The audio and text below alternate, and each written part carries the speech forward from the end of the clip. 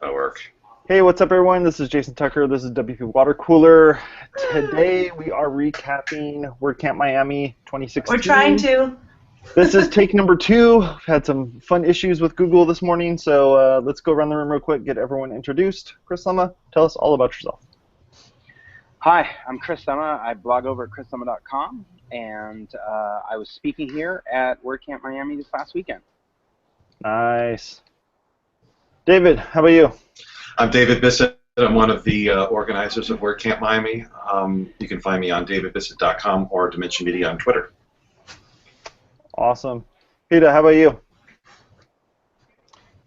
Hi, my name is Patah, also known as Pirate Dunbar, and I like to troll David and help push up the Miami WordPress community.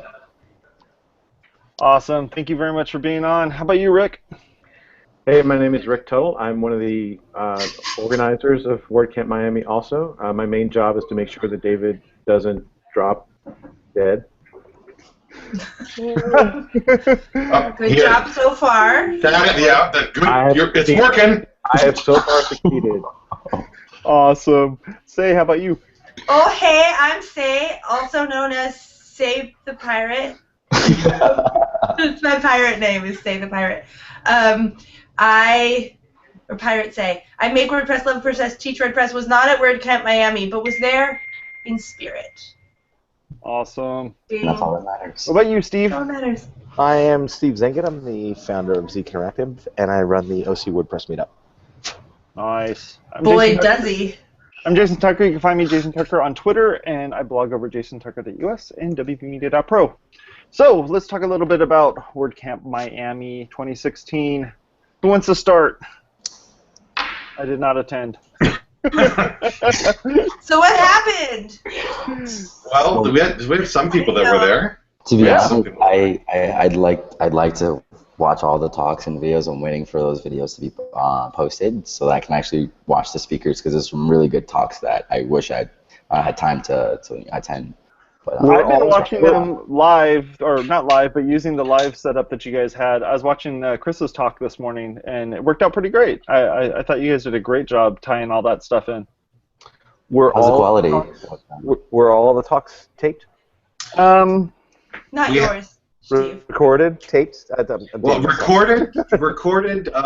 Yes, I think everything but the beginner's workshop was recorded. I still need to touch base with our video guy. The live stream though, we had to change a room. I think the all users track didn't make it into the live stream on Sunday. But he did record it, so we're just waiting for them to be uploaded. Yeah, we still have our video guy with all our tapes. It'll take a couple weeks, and then hopefully we'll start seeing them appear on WordPress.tv when we send them over to the guys the volunteers at the foundation. Nice. I like that you phrase it that way, because they are all volunteers over there, and so everyone gets impatient, but it's nice to remind that they are volunteering. Yeah, I work with I'm part of the mentorship program and for the organizers and the WordCampers, and I know what they have to go through, the queue of videos, and we have a lot of videos, so everybody will just have to be patient. And I think I only spent maybe like 30 minutes total in the sessions the entire weekend, which is a record low for me. Totally makes you guys qualified to talk about that. Yeah, no, but I can tell you. How big was the organizing group this time? Because it looked like you had a lot of volunteers, a lot of people engaged to help out. We had how many? I think I can't count anymore, but I think we have a dozen organizers on our team, on our planning committee team. Officially, or we have one organizer just dedicated to signs. That was his entire job. It was just signage. Yes. How do you do? Did you find your way well? We did fantastic. Look, people underestimate the value of signs. Like, they can make the difference between people getting to things on time or people like wandering around like crazy people. Completely, and when you're on a campus and there's no proper signage, you don't know where to go. You wander off, and they say this is their WordCamp. That's an important job. I wasn't joking. I want to do like a talk and channel some Chris Lema into me and say, there has to be some sort of lesson you can learn that you can print all the brochures, you can put up all the signs you want, but there's still going to be people that are going to wander around and ask questions. So there's always going to be those people looking for things that should be, in front of them. So what did you guys do different this time? Like, what was the? Because I know you guys are like kind of the innovators. There's a ton of stuff that you guys play around with and change and stuff, and I'm kind of curious. What did you guys do this time that you didn't do last time? So last year, we have the same venue at FIU College of Business, which was great. It's a beautiful campus, and so we still use that as a place. The after party was at Dave & Buster's, which was the same as last year. We were looking for new types of venues. However, the constraints were due to how Miami's so spread out, and just we had to consider traffic and people coming from out of town and how are they going to get there and so forth, because we wanted to keep everyone kind of together instead of just having 50 people show up. We wanted a lot of people to show up, so we wanted to be close to the venue. But we did try out something new, was the speakers dinner. We were in Wynwood, Miami, at this restaurant, this wine bar called Lagnappe. You pronounce it in French, I believe. It's Lagnappe. A lot of people get that wrong. And that was beautiful from what I've seen on Twitter and everyone, from the comments that I've heard. We also did a JavaScript workshop on Sunday, which was immensely popular, more popular than I anticipated. So that was pretty cool. The Learn JavaScript Deeply track was called. I mean, it's pretty popular because Matt Mullenweg was like, "Do this," and then everyone's like, "Okay." No. It was pretty cool. A whole day dedicated to that. One thing that we did this year a lot more, and I think we're really innovating with is the whole kids workshops that we did. We did 2 days of kids workshops, and we had a kids panel on Sunday. You know what they say about kids? They're our future. It's true, but one thing I noticed is that a lot of the local people that I've seen do presentations, they brought their kids with them. So it was kind of cool because they, normally they wouldn't be able to enjoy WordCamp with them because they would just be sitting around doing nothing. But they brought them with them and they had things to do. So yeah, we had activities both days. Yeah, and another thing that we didn't necessarily do, but that was new at the event, that was that some of the sponsors, like Bluehost, brought Nintendo 64 and played video games. Like, that was pretty cool, and I was definitely on it. Mike got me on the first round, but it's been years since I played that. That was awesome. You know what the sponsors did? You know what the sponsors did too? The kids on Sunday. They had like a Steam STEM workshop, and they actually, with the sponsors' permission, they actually went up to the sponsors like Sunday afternoon, when it starts getting a little like the sponsors are really trying to get rid of their stuff so they can pack up. The kids actually went up and they actually got like a bunch of stuff from all the sponsors and went back and they built these things with them. I'll have to find the post later. It's actually pretty cool. Oh, that is cool. So kids got stuff and built things. That's good. And there was Nintendo 64. So madness. Yes. So what was raining down there in Miami is what I'm getting. Yeah, that was fun. It was fun. We also had the freelancers workshop on Friday. That was the first one. I think What is a freelancers workshop? I enjoyed that. I was there. I was at the that workshop all day. Yeah. Did you have an expensive Lancers workshop that Chris could go to? Ding, sorry. Really, what was the freelancers workshop about? Well, a lot of it was how to be an expensive Lancer, actually. I've got my expensive Lancer. I got to tell you, there's some really good speakers during that workshop for that day. I got a lot of those sessions. Yeah, Sunday sucked, but Friday. That was Sunday. That was Sunday. You were on Sunday, Chris. This is going well. I'm pleased. Yeah. That's it. I spent my day at the freelancers workshop on Friday. It was good. What happened in the workshop? What did you people discuss? People talked about People talked. There was stuff there. You drank some coffee. It was good. A lot of people gave different talks all throughout Friday, and then they stole basically all of Steve's points because he was last, and so then he summed it all up at the end and kind of created the unified theory of freelancing. Like, he pulled it all together. It was awesome. Did they steal my points? Or did I steal theirs? Yeah. Someone's it was a good day. I especially liked Louise's talk on how to fire a client. Oh, that was awesome. It was a great because that's talk. your thing. It was a hey. That's your thing, Steve. Come on. Hey, it is are your we thing. live? Guys, don't put Steve in a box.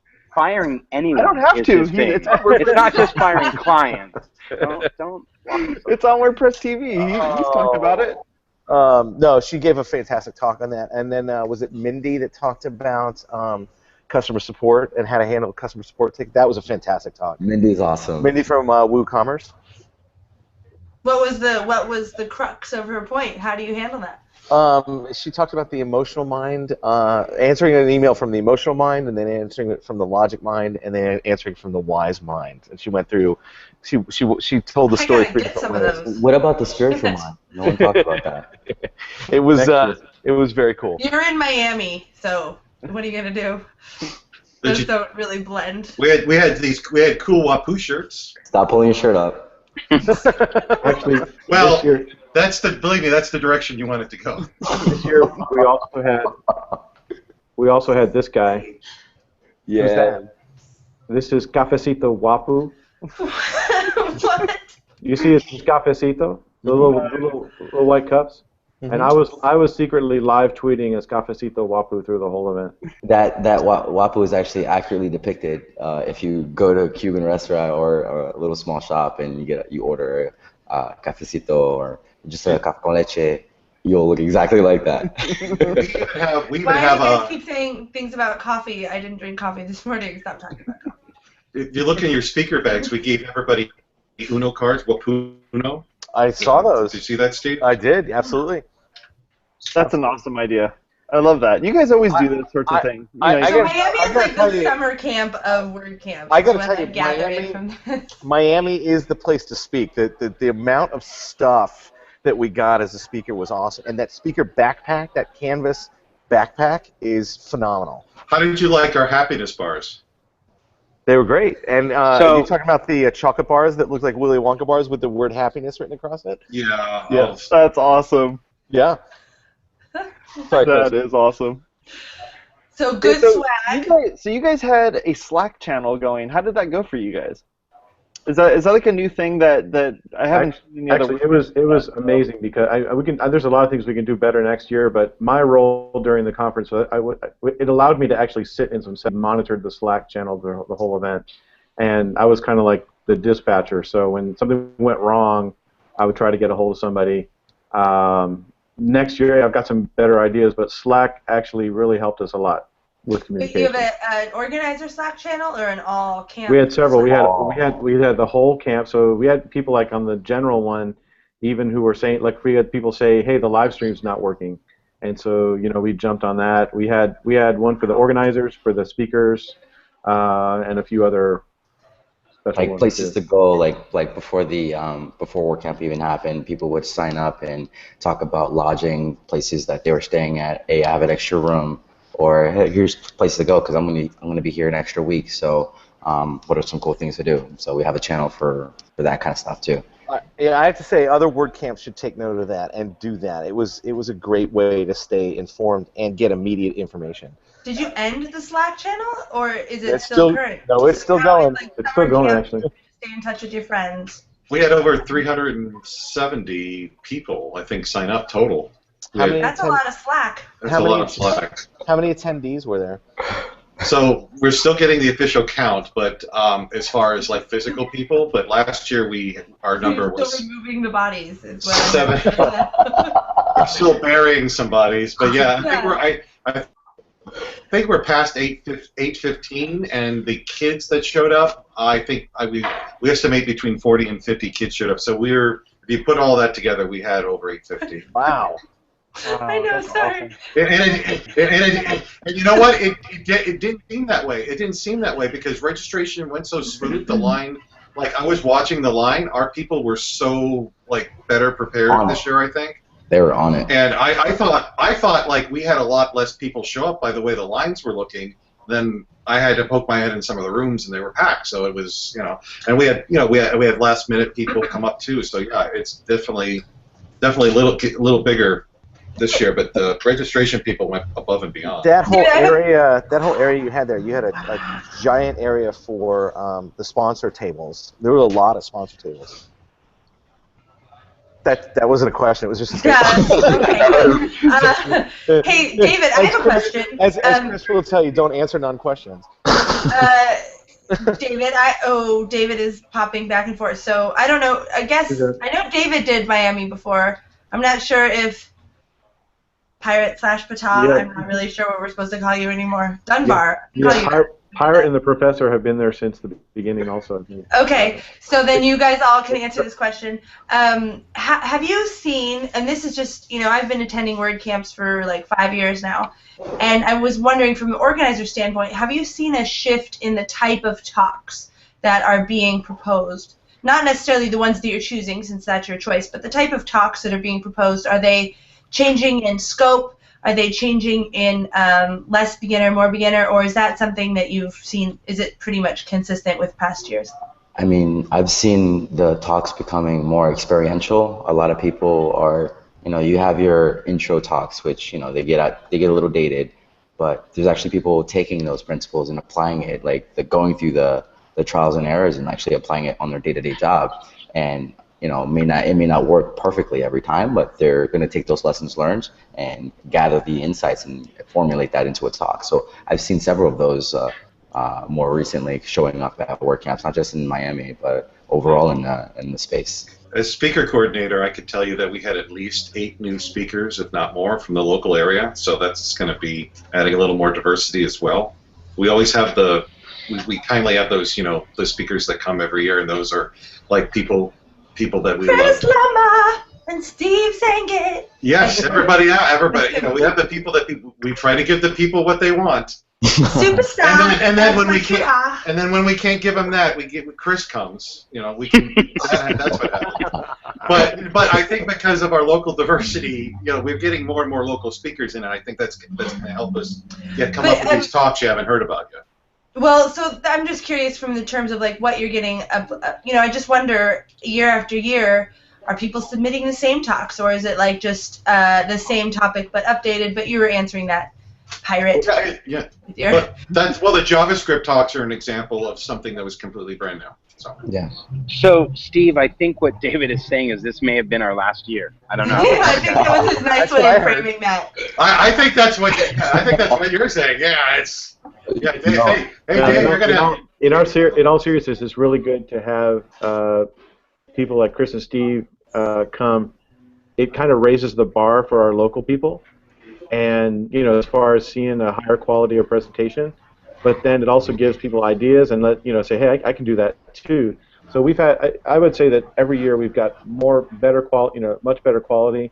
But like Patah was saying, we're seeing less. We had a whole how-to track, but it was more solving problems than I don't think we had a how to create a theme or how to develop a plugin kind of thing. But it's more how do you solve this problem with WordPress. Or hard coding is a lost art. Stop now. Hack the core. We did a hack the core. No, but we really think the combination of bringing outside talent to kind of obviously the heavy hitters, Chris and everyone, to direct, hey, this is what's happening. This is the WordPress economy. And then our main goal with WordCamp Miami is promoting our local speakers throughout our monthly meetups throughout the year. And so every month we're building up our just people in our community to say, hey, don't be shy. Talk about what you learned at your job, a tip that you can share to someone, just 5 people for about 10 minutes, nothing too formal. And so that's really the power and what we're trying to build up over the past 8 years. We had over 210 speaker applications this year, which for how many slots? Oh, we had 70 speakers speak in total, so I'm not sure. Does that include lightning? Did you do lightning talks? We had a few lightning talks. We had some panels, but WordCamp US, I had 240, 50, 60. We're approaching, that kind of. So there's obviously it gets harder and harder every year to pick people, but we got that. We wanted to make sure to include all those new speakers, the local element stuff. But we were able to get about 50% of the speakers, the 70 speakers, are local. And that's something that I think we're definitely proud about because, again, WordCamp is about promoting the local community and building building them up. So every year we try to enforce and highlight that part. Now, are you finding speakers that come from your meetup, or do they practice speaking at your meetup? Yeah. Some of them, yeah. Cool. Well, our local area, because we're at the bottom of Florida, our local area we consider a little bit, further up the state too. So, because when you're an hour or two within driving distance, I mean, some of these people aren't attending our meetups, but they're attending our, the sister meetup up in, close to Orlando or Tampa or Sarasota or something like that. Yeah. Yeah, people who live in Miami. Yeah, people who live in in Homestead, all over, like in Fort Lauderdale. And now, just recently, one of the attendees at WordCamp talked about starting a West Palm Beach WordPress meetup. So, because nothing exists up there, but it's still considered because they still drive around, they still come to our meetups. So, and it's not just the WordPress meetup either. We've got a very big and active social media community down here. So a lot of the speakers were actually from that group, and actually one of these local sponsors that hosts, Florida International University, which I'm an alma mater of. FIU, the social media, there's a whole organization, and they're actually developing a graduate course with social media. They were one of the. That just blew my mind. I saw their sponsor table at the event. Yeah. A graduate course in social media. Go ahead. I'm done. I'm done too at that. That's graduate awesome. course in social media. I don't know what to do with that anymore. My brain hurts. Doctor. So did you guys? You could be like a master of social media. Rick, did you guys think about, or did you pull in any of those resources from the school to have them use, your event as a kind of a way of? Yeah, actually, there were test case? There were at least 2 presenters, I think. I mean, as far as presenting, or yeah. Oh no, actually, yeah. Dr. Nancy Richmond, one of the presenters, was tracking the whole time our impressions on social media, and she posted a graph. It's on our Twitter feed.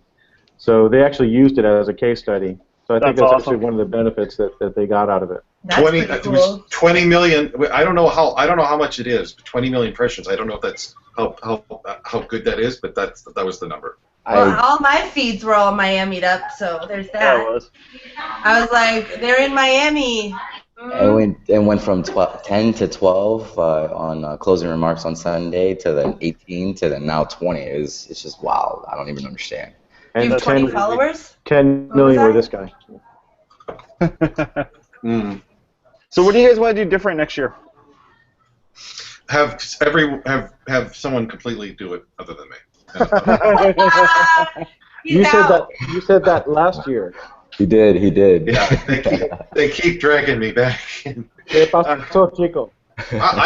I think, well, it really depends on what the direction of WordPress is going to take this year, right? Because we didn't do things perfectly, but we wanted to start some trends like the kid stuff and the JavaScript stuff, and we hope that other WordCamps kind of look at that, because I would like to see more kid stuff and dedicated things related to JavaScript from the developer side throughout the WordCamps this year, and see how that goes. And well, didn't you start the business track trend? I mean, I know we did that at OC. Was that OC where it really started, that business track trend? I know it was you two, Steve and Chris, who really started. Yeah. Well, Chris starts everything, but in general, I think it was actually you guys taking that business track to Miami that really, gave it that cross-country feel and really solidified it as something that a lot of camps were doing and looking at doing. Yeah, we did a couple of years ago. We did the business track in San Diego, and that was 1 month after doing the business track in Miami. And I'd worked with David to kind of coordinate both sides of it to make sure it was really solid. So now they're into JavaScript, and the business is just kind of cast off to the side, right, David? Absolutely not. That's a good point. That's a good point. You got to have a good balance, right? You do. Yeah. Well, it doesn't matter how good you are at JavaScript if your business flops. No, but it's true that you want to keep evolving what are the things people need to learn, right? And so JavaScript's a great thing. The kids program's a great thing. It's all these options for helping people really learn and get engaged. As long as you do them all deeply. Well, so if we were going to be all of our mottos for everything. If we were going to take these different types of things that we're doing here with the kids camp type stuff and doing JavaScript stuff, and essentially turn them into like real world either plugins or themes, where it's like you can take this and plug it into your WordCamp. Like, what's the approach that people are thinking about doing for this, so that we can, essentially open source these ideas and push them out to all the other WordCamps so people will start using them? I mean, Sandy was paramount in helping us organize the kids camp, and I think that's something that we plan on formalizing for next year, to even create a template or of some sort, not necessarily template, but to replicate this across other camps. Yeah, I think that would be a huge thing. I think curriculum. Yeah, the training team is the WordPress volunteer training team is working on curriculum, but they're not working on curriculum for kids, so that's a different type of thing. They did do the kids workshops at Phoenix. That was a big deal also a few years back. So there's definitely a trend of that happening in terms of educating the children's. Speaking of children, the education stuff's big for you, Chris. Education. What were you going to say? The children's. Who got educating the children's? I think what makes any of these really good is the curriculum, right? So it's the structure of what's going into a business track, or what's going into a kids program, or what's going into anything. It's that how do you layer that so that it really is valuable, which means you have to do some more work around what kind of topics you're recruiting and how you're structuring it, so that people can really sit somewhere for a day and really get the most out of it.